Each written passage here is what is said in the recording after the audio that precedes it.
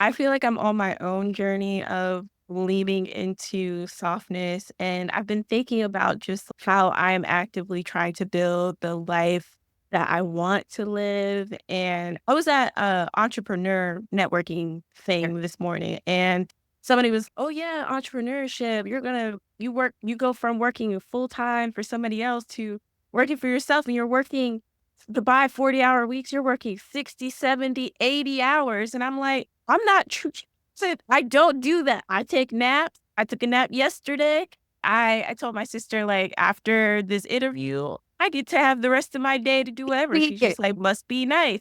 And I internalize that as well, just in general, me being a Cancer and feeling like sensitive and having a lot of feelings. I'm like, don't fit in this world, and it's because I'm not supposed to, Uh-huh. and Right. I'm supposed to, like you said, sit all the way back in my seat and watch other people watch me, especially in my family. I'm going through that too, and watch them learn to sit back in their own seats, Right. and You know, you that's talking. my role in this. Let me give you a testimony for you to put into your testimony bank so that the next time you feel like, "Ooh, am I doing this wrong? Am I not doing enough?" Here's an example of what the seed itself can create. So we think, because I have maybe had two quote fingers, real jobs in my life, but I've been on my entrepreneurial journey forever. To the point that I remember I had a job for 2 weeks when I was a teenager. It's the same job that all my siblings, all my cousins got. I'm from Sandusky, Ohio. There's an amusement park there, and there's, like, major, hotel chains surrounding going over to the amusement park. So Best Western was one of those hotels, and either all my cousins went and worked at the hotel as to clean up or went and worked at the, what was it called? I can't think of the name of the restaurant right there. I think it's Fergus Pancake House, actually, connected to Best Western. And so you either went to work at Best Western on the hotel side or you went to work in the restaurant side. So I went to work on the hotel side, maybe 2 weeks. I feel like I'm stretching it. My mom probably would tell a different story. And I'm 2 weeks in max. And I come home one day from work just sobbing. And I'm just like, please don't make me go back there. It's horrible. Mind you, I'm the youngest of my siblings. I'm on the lower end of all my cousins before me. There may be like 13 before me and maybe 5 after me. So I'm one of the younger ones. All these folk done worked at Best Western or Perkins Pancake House. And now here I am trying to convince my mother that it's horrible. It's slavery. It's not livable, mom. But at the time, my mom had home daycare. And so I'm like, I will come and I will work at your home daycare. She had 3 infants. I'll get them babies in the morning when they get dropped off. I will help potty train. I will do whatever. Just please don't make me go back to this place. So my mom agrees. And she really made me work too. When I say I potty trained babies by the age of 15, 16 years old, I was out here in these streets getting these children together. Them kids are grown now. It's crazy. But so what that really revealed to me is I love making my own schedule. That was the beginning of the end for me ever having a 9 to 5. That being able to still go out and play or still I would wake up really early to get the babies in, take their snow coats off and put them in, get them back to sleep, whatever, whatever. And then once these kids went back to sleep, then me too. Or, then I got to whatever, whatever. But I wasn't doing work that I despised. And so years in the game, I maybe as an adult had 2 so-called real jobs, but it has historically been entrepreneurship, which was difficult. It was not easy, but my wins were my wins and my losses were my losses. And so I would not change it for anything in the world. I highly recommend it. As an earth sign, I highly recommend it because I had the ability just to create strategy for myself and discipline for myself and to just focus in that way. And so, but all those words to say, so several years ago, I had this product, is this bodysuit that said, "Whoa, Erykah Badu." And I have maybe like 1,000 followers on Instagram, which is a lot at the time, girl. I was an influencer. I was not. And and so this is maybe like 8 years ago at this point, 7, 8 years ago at this point. So I have this bodysuit. I make it from some stencils from Walmart and I put it on pre-sale and for like a month. and I have maybe like 8 pre-orders, of which I'm happy about. Got my 8 pre-orders. But also, I'm a master manifester. So I think to myself one day, I just need to get Erykah Badu to repost this bodysuit. I think I posted actually on Facebook that morning. Back here, Erykah Badu, to just repost this bodysuit. It's over for you hoes. I didn't say that, but that's basically what I said. So that night, I wake up over in the middle of the night, like 3 o'clock in the morning, and I have all these notifications, and I'm like, "What? It's my picture." I'm like, "Wow, where I get all these notifications from?" So I go to the restroom, I go back to sleep. I wake up in the morning and I realize it wasn't my page that I was viewing those notifications from. Erykah Badu had reposted the bodysuit. All these people, I wake up to thousands of dollars worth of orders, hundreds of orders overnight. All these are all pre-orders. So I stress out because I'm like, now I gotta actually do this. So I could take the money for the pre-sales. I buy, the products that I need to make it. I ordered instead of doing stencils from Walmart, I ordered the designs directly from this person, this place that makes the designs for you. And I start making them. I'm following the exact direction. I put my bodysuit on. I put my letters on. I pull the heat press down.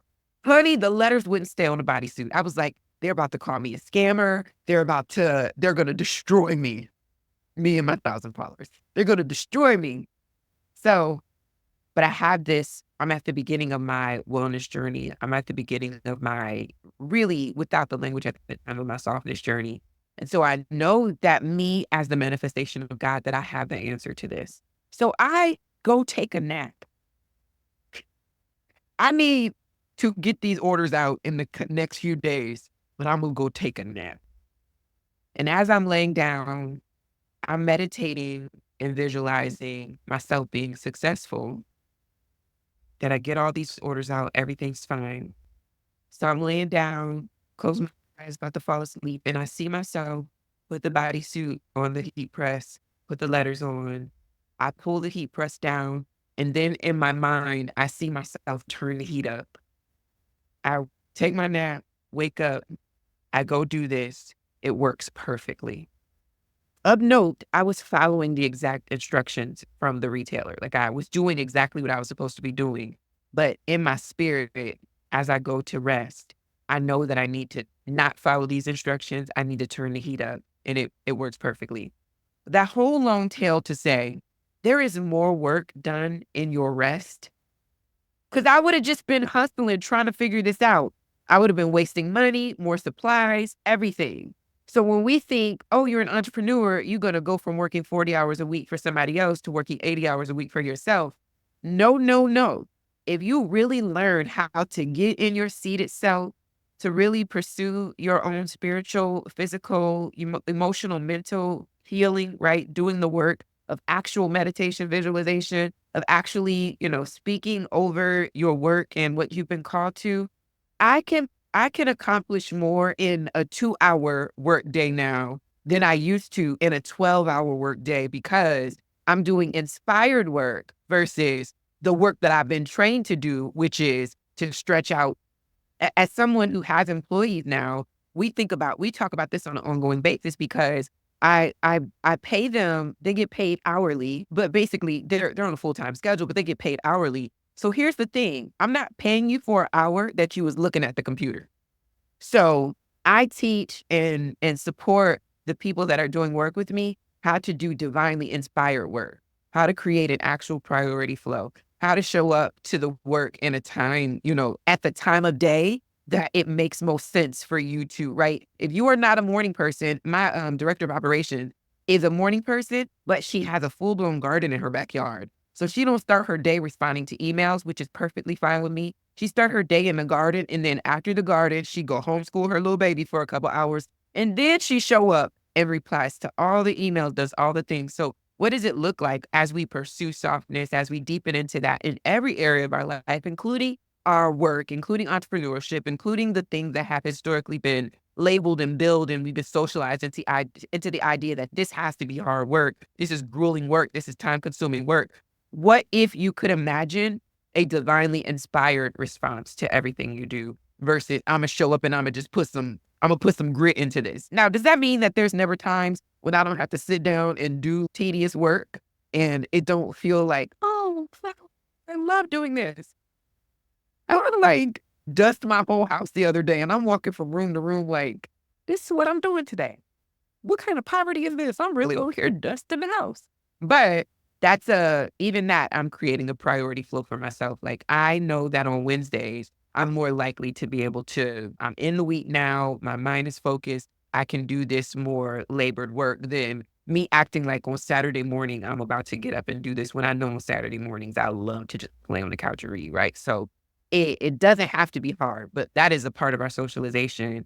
And if we could, the way that I really am done with this sermon, but the way that I'm really teaching that to my friends and family without even, making a workshop around it is, right, like a boundary. Like one of my boundaries is I don't talk before 11 a.m.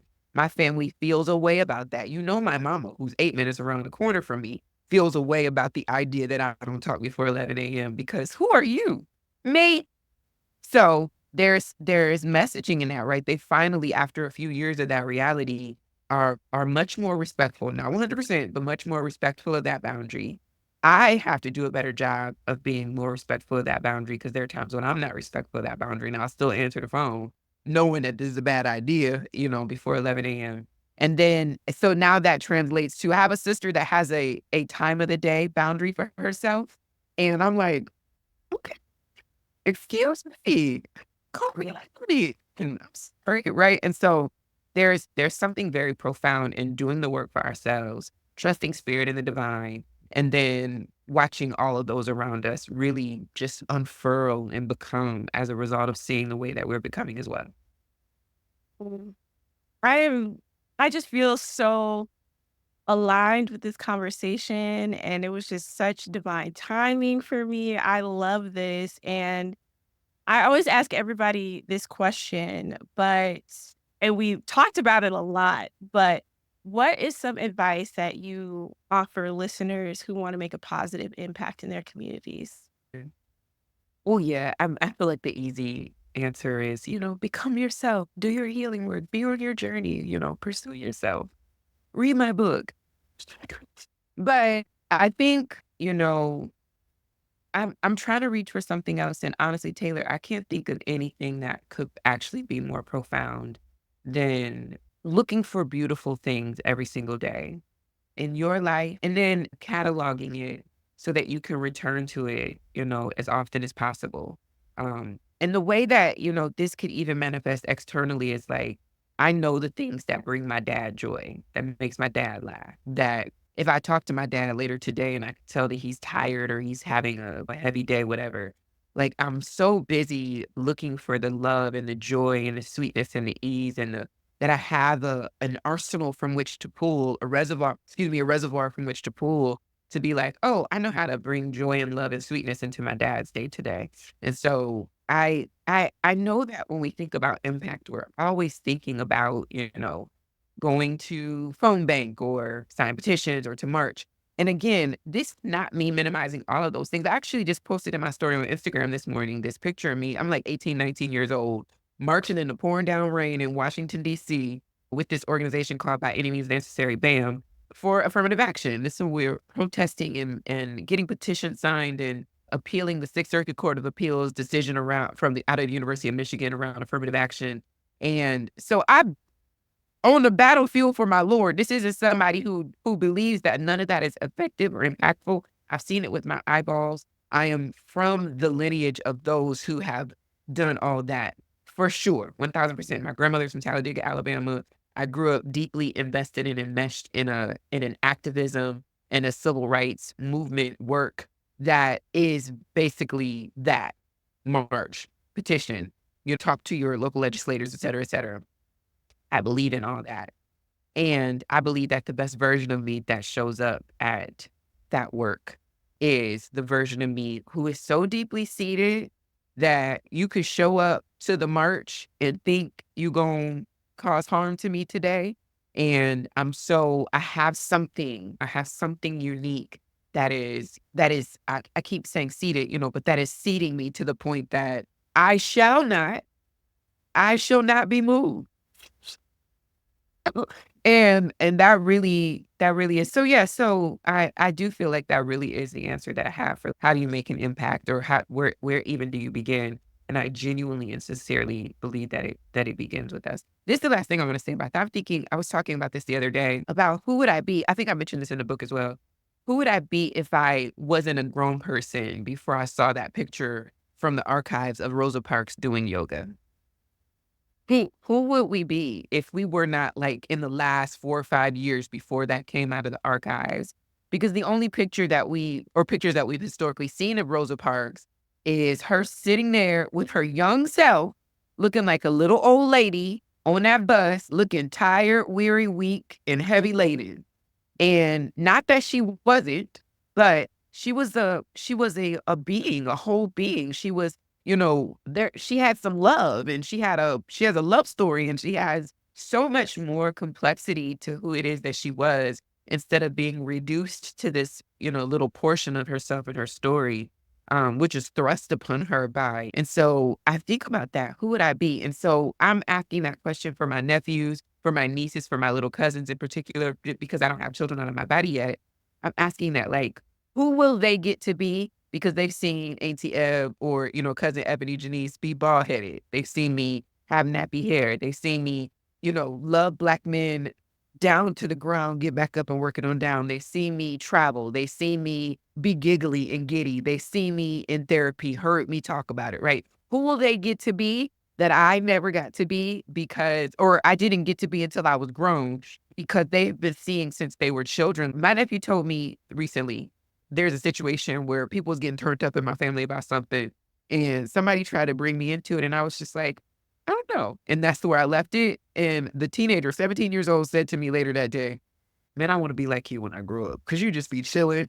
It's going to be chaos and you just be chilling. And I said to him, I'm not impacted by the chaos that happens. Is that I have made a conscious decision that, number one, none of my business. It's none of my business. That sometimes that be the case. We be inserting ourselves, particularly as Black women, we insert ourselves to try to heal, to, fix the situation. And I am certainly guilty of that in the past. So that's number one. But number two, I don't like how it feels when I get up out of my seat. I don't feel good physically. I'm not just talking about a spiritual woo-woo kind of reality. When I get up out of my seat and start turning up, it's bad for all parties involved, especially me. So it's best for me first and everybody else that I stay in my seat, and then I learn the wisdom to choose myself, to choose my ease, to choose my softness, to choose my regulating nervous system. And that solves more problems than anything. So yeah, so a lot of words to say. Sit down. We love it. And I just really enjoyed following you and reading your book. And I know you have another book too, that came out before All the Black Girls Are Activists, and I need to get that one as well. And I just want you to let people know where they can keep up with you and your work. EbonyJanice everywhere. EbonyJanice. So everywhere on social media. And then it's ebonyjanice.com. Probably maybe like 2 lifetimes ago, which is funny. So in my late 20s, early 30s, I did ghostwriting for authors and publishing for several other authors, and for myself. So I have many books. Only 2 of them are publicly available because I do not stand by the first several. I do stand by some iteration of it, but we just doing something different right now, so those books are not available. My last book is called, or my most recent book that was self-published, was called Sacred Text for Black Folk Soul, a book that you should live on your altar. Something like that. It's up there. I can't reach it. But Sacred Text for Black Folk Soul, and it's a book that you should leave on your altar, and it literally is exactly, it's just profound sacred text that was downloaded to me. So it's the last book that I published, and I recommend it. Honestly, I recommend it more than All the Black Girls Are Activists, even though All the Black Girls Are Activists, I think it's gang gang. It's such an important work to me. The Sacred Text for Black Folks Soul literally was like me sitting at the altar, going through something, and spirit was like, got it, here, write this down right now. So I reread it sometimes and be like, did you plagiarize this? Like, it's so spirit inspired. So, and it's the last book that I self-published, so I definitely recommend it. Done. Already bought. Already bought. I haven't bought it yet, but it's already bought.